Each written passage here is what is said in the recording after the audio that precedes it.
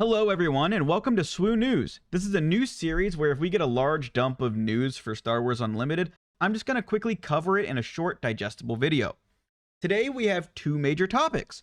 A brand new format was just announced that I actually think will be better than Premiere in the long run. All the prize cards and prizing has been revealed for the Galactic Championships.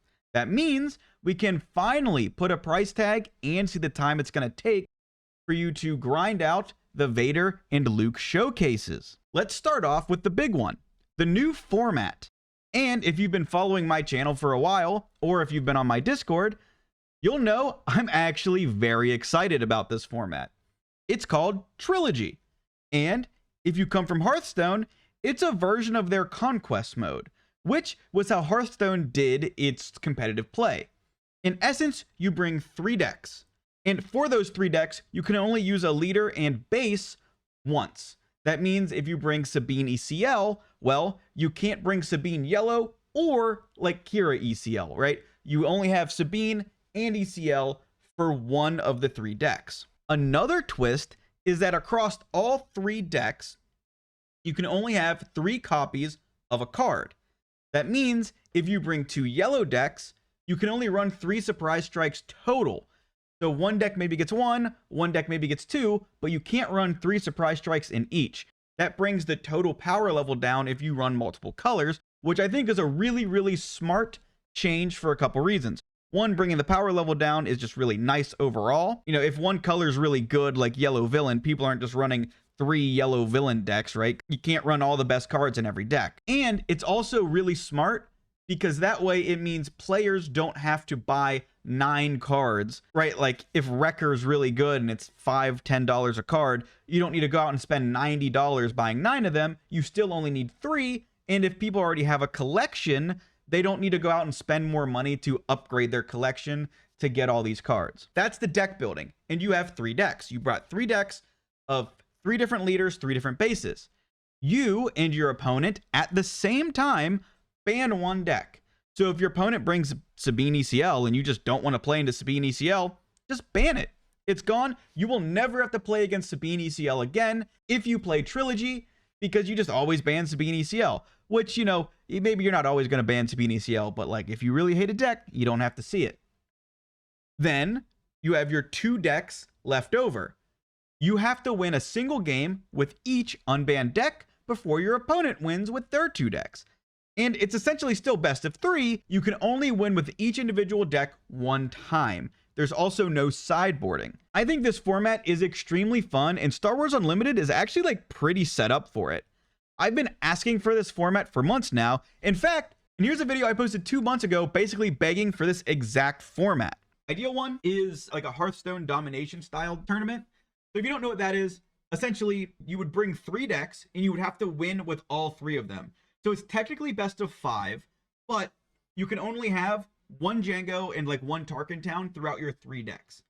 Also, how I would make it is you can only ever have like 3 of any card throughout your decks. So if you're running Django and you're running 3 triple dark raids in Django, you can't also run Piet Yellow and run 3 triple darks in that. You only get 3 to pepper throughout all of your decks. This format really helps out the good deck builders in the game and the people who play different archetypes.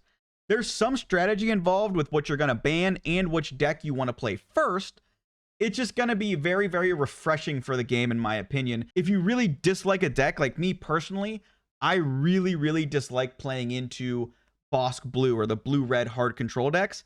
I can just ban that deck and not have to play it.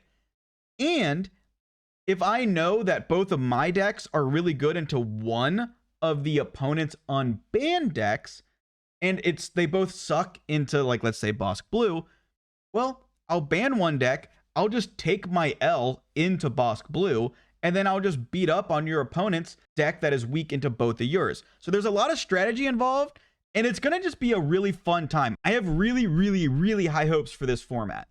Also, one of the best parts about this format is it's going to be in the Eternal format rules. And there's currently no ban list for Eternal. So if you want to play Django or Boba Fett, you can. Just know, if you bring Boba Fett, your opponent might ban him. They also said that if Trilogy has issue cards that come out, like let's say Django is still a problem, well, they'll have a separate ban list for Trilogy, which again will be nice. It means that they're actually going to look at this as maybe a competitive format. And in fact, they did mention that if this format gets big enough, there will be official support for it. And it's going to be at this year's Season 0 Galactic Championships. And I'm definitely going to be playing Trilogy. So if you see me there, let's get some games in. Just don't ban my blue hero decks, please. And speaking of Galactic Championships, let's talk about them. Firstly, we saw all the prize wall items and prize cards for the event. And I honestly think that the lightsaber pack looks amazing.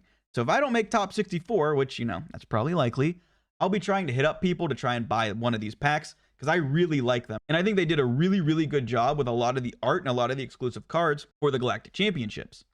But more importantly, we got confirmation that the Luke and Vader showcase cards will be 5,000 tickets apiece. So to get both, you will need a total of 10,000 tickets. And in my last video, I actually went over the events and the ticket pricing, and essentially, what is the ticket per dollar reward for each event? Essentially, it came down to this. The Premier Pods are going to give you the best ticket per dollar price. On average, it's about 45 tickets per dollar. But if you win a Premier Pod, you get 100 tickets per dollar. And if you don't win a single game, if you show up, you lose your first game, you're out because it's single elimination, you get 20 tickets per dollar. Then the Win-A-Box event is riskier because all the tickets are pretty much if you win and then everybody else gets a fixed amount. But if you win that 2 times, if you win the Win-A-Box 2 times, you have enough to get a showcase.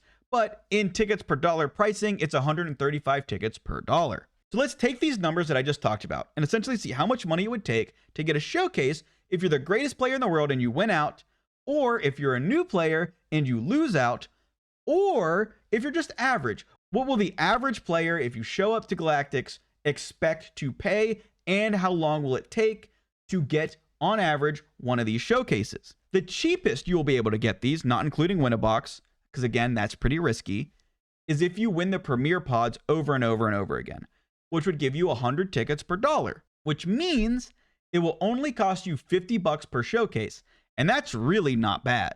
If you lose every game at 20 tickets per dollar, each showcase costs $250. So that's not terrible. That's about the price of one of the most expensive showcases in the game right now, and these are going to be pretty expensive because they're exclusive.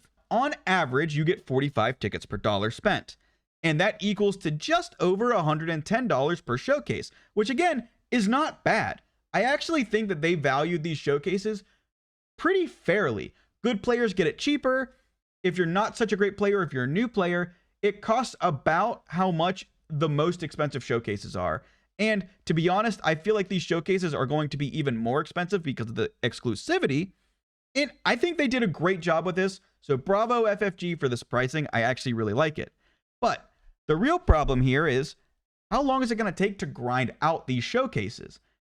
5,000 tickets is a lot, and I've been talking about tickets per dollar. So just to remind you, a Premier Pod is single elimination.